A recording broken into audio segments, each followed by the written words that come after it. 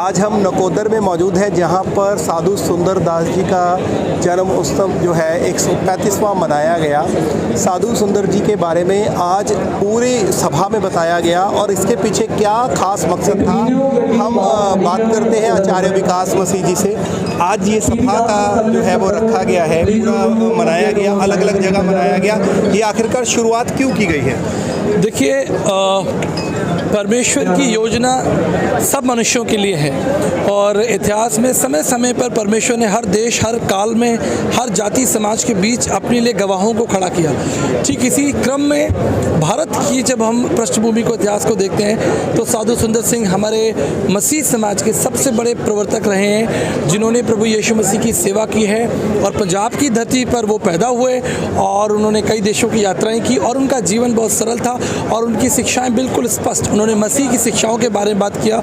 He never preached religion, he preached about Christ. उन्होंने Christ की suffering और pen जो है उसके बारे में लोगों को बताया और उनके द्वारा बहुत सारे लोगों ने अपना जीवन प्रभु यीशु मसीह को दिया। वो हमारे मसीह समाज के आदर्श हैं, नमूना है और हम उनसे बहुत प्यार करते हैं। आज मकसद क्या था? क्या लोगों में संदेश जाए कि क्या वो भी साधु सुंदर सिंह की तरह अपना एक लाइफ स्टाइल रखें या उस तरह से प्रीच करें, या क्या विशेष मैसेज लेकर आप जयपुर? देखिए, जब यीशु मसीह को हम देखते हैं तो यीशु मसीह का जीवन नम्र और दीन था और उसके बाद उसके कई ऐसे सेवक हुए जो नम्र और दीन थे। लेकिन आज क्या हो रहा है कि आज एक पर्सनालिटी कल्ट डेवलप हो रहा है। पर्सनालिटी कल्ट में जो पास्टर्स हैं या लीडर्स हैं या जो सुसमाचार प्रचारक हैं, उनके पीछे आप एक बड़ी फौज देखते हैं, सिक्योरिटी गार्ड देखते हैं, बड़ी गाड़ियाँ देखते हैं, बड़ा शान और शौकत देखते हैं। लेकिन सुसमाचार की सेवा जो है वो बहुत धीमी है या बहुत ढीली है। ये मैं पूरे हिंदुस्तान की, पूरे विश्व की बात कर रहा हूँ। ऐसे समय में हमें एक आदर्श, एक नमूना चाहिए।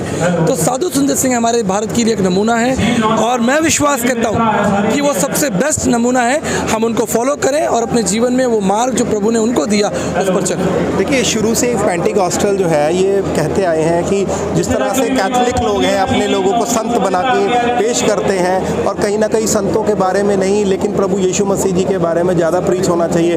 क्या आपको लगता है कि पेंटिकॉस्टल भी अब उस राह पर चल रहा है? जी बिल्कुल नहीं। पेंटिकॉस्टल एक मूवमेंट है जहाँ पर हम पवित्र आत्मा के द्वारा, जो बुक ऑफ एक्ट्स 1:8 में लिखा है, तुम सामर्थ पाओगे। तो सामर्थ पाई किसने? तुम मेरे गवाह ठहरोगे। तो वो गवाह है कहाँ? तो उन गवाहों की भी तो बात कर रही है ना, कि प्रभु ने जो हमको सामर्थ दी है, जो गवाही है, वो किसके पास है गवाही?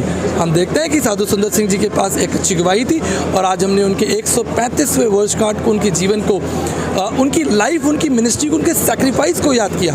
हमने उनकी कोई महिमा नहीं की, हमने तो बल्कि जो उन्होंने निर्णय प्रभु के पीछे चलने के लिए लिया, इतना कुछ खोया, इतना अपमान सहा, उन्हें जहर भी दे दिया, इतना प्रोसिक्यूशन सहा। तो आज हमारे लिए वो एक नमूना है जिसके बारे में प्रेरितों के काम में लिख दिया गया था कि तुम्हारे बीच में से गवाहों के बादल, तो वो गवाहों के बादल हैं वो। तो आज इस जो यहाँ पर सभा की गई है, क्या साधु सिंह के जो परिवार से भी कुछ लोग यहाँ पर आए या मिनिस्ट्री की तरफ से भी लोग आए, या किस किस का शायद सहयोग आपने? देखिए, साधु सुंदर सिंह के जीवन में हम देखते हैं कि वो अकेले ही प्रभु में रहे, उनके पीछे आगे कोई विवरण हमें इतिहास में नहीं मिलता। लेकिन अब उनका परिवार तो ये है ना, ये पूरा देश, पूरा विश्व उनका परिवार है। उन्होंने एक माता पिता छोड़े या एक भाई छोड़ा या एक बहन छोड़ी, कितने लाखों लोग हैं जो उनके परिवार का हिस्सा हो गए। तो पूरा परिवार ही उनका मैं यहाँ पर था, मैं कह सकता हूँ। आचार्य जी, एक सवाल मैं यहाँ पर करना चाहता हूँ कि आज जो यहाँ पर सभा हुई है, क्या ये सिर्फ यहीं पर हुई है या कहाँ हुई है? आप इस और ये कब से शुरू हुआ है और कब तक चलेगा? देखिए, ये शुरुआत तो लगभग 2016-17 से ये हुई थी, लेकिन धीरे धीरे हमने इसको पूरे भारत में मनाया और आज इस समय ये भारत में 40 जगहों पर ये सेलिब्रेशन हुए। हिंदुस्तान के अंदर बड़े सेलिब्रेशन हुए, छोटे छोटे सेलिब्रेशंस देश के बाहर में भी हुए, कनाडा में भी हुआ, यूएस में भी हुआ। वहाँ पर छोटी छोटी कलीसियाओं ने उनके जीवन को, उनकी सेवाओं को याद किया। तो आप एक यूनिवर्सिटी की बात भी कर रहे थे कि वो पंजाब में खुलने वाली है, वो क्या प्रोजेक्ट है? आप जरा दर्शकों। बिल्कुल सिंपल सा प्रोजेक्ट है। गुरुकुल है जहाँ पर लोग आएँ, प्रभु यीशु मसीह के जीवन को सीखें, प्रभु यीशु मसीह की शिक्षाओं को सीखें और प्रभु यीशु मसीह की जिन्होंने सेवा की है उनके जीवन में क्या प्रताड़नाएं रही, क्या तकलीफ रहे, क्या चैलेंजेस रहे, उनको भी सीखें। क्योंकि हमें प्रभु के साथ साथ कुछ आदर्श, कुछ नमूने भी चाहिए ना, कि ये चीज़ पॉसिबल है, ऐसा जीवन जिया जा सकता है, ऐसा दुख उठाकर प्रभु की सेवा की जा सकती है। तो मैं विश्वास करता हूँ ये जो गुरुकुल है, इसमें हम भारत के इतिहास, भारत की संस्कृति और मसीह विचारधारा और तमाम वैल्यूज़ जो इंडियन वैल्यूज़ हैं और सांस्कृतिक, और ज़रूर मैं वहाँ एक डिपार्टमेंट बनाऊँगा जहाँ पर अच्छे अच्छे पंजाबी भोजन खाने भी जो हैं वो बनाना और बनाना सिखाया जाएगा।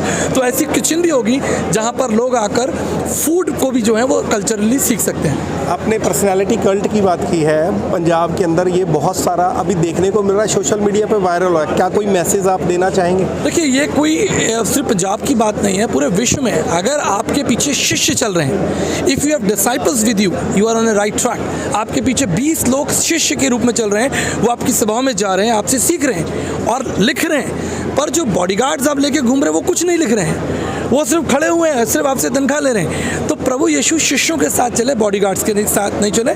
तो मुझे नहीं लगता, अगर हमारे पास अच्छे शिष्य होंगे तो वही हमारे बॉडीगार्ड है। तो शिष्य मुझे लगता है ज़्यादा इंपॉर्टेंट है rather than paying staff for to save you, to protect you. तो कई बार पंजाब में ये देखने को मिल रहा है कि दो समुदाय के बीच में जो कन्फ्लिक्ट है वो बताते हैं कि उसकी वजह से ये सारा कुछ हो रहा है। उस पर आप क्या कहना चाहोगे? देखिए, इतिहास में तो मैंने कभी किसी शिष्य को बिब्लिकल हिस्ट्री के अंदर मैंने ऐसा कभी नहीं देखा। लेकिन ये चीज़ें अफ्रीका में हैं, ये चीज़ें अफ्रीका से इंडिया में आई हैं, ये चीज़ें धीरे धीरे यूरोप में भी गई हैं। तो ये तो पर्सनैलिटी कल्ट है। बाइबल में इसका कोई जिक्र नहीं मिलता कि कोई भी प्रभु का दास सेवक अपने पीछे बॉडीगार्ड लेके घूमता हो और वो हमसे ज़्यादा सेवा करते थे, हमसे ज़्यादा वो अवेलेबल रहते थे, गांव-गांव जाते पैदल। आप तो बड़ी गाड़ी में बैठ के फुर्र से निकल गए, लेकिन वो तो पैदल चलते थे, कोई भी उन्हें पीछे से आके मार सकता था, कोई भी उठा सकता था, लेकिन वह देवर फेथफुल, देवर अवेलेबल। तो ऐसी कोई ज़रूरत नहीं है। आप शिष्य रखें जो आपसे सीखें और आपके साथ चलें, और अगर कोई ऐसी बात हो जाती है तो सरकार है, पुलिस है, डिपार्टमेंट है जो आपके लिए है। एक मैसेज जो लास्ट में आप दर्शकों को देना चाहेंगे आज के उत्सव को लेकर? देखिए, सबसे पहले प्रभु यीशु मसीह से जो हमें शिक्षा मिलती है वो है प्यार। अगर प्यार नहीं है तो पौलुस कहता है ठनठनाता पीतल झंझन। आपके पास बहुत ज्ञान है, बहुत रिसोर्स है, बहुत नेटवर्क है, but if you are losing the love, वो बहुत दिक्कत हो जाएगा। तो प्रार्थना, प्रेयर करना सीखिए। दूसरी इंपॉर्टेंट चीज़ जो है वो एक मसीह के आदर्श गवाह बनिए।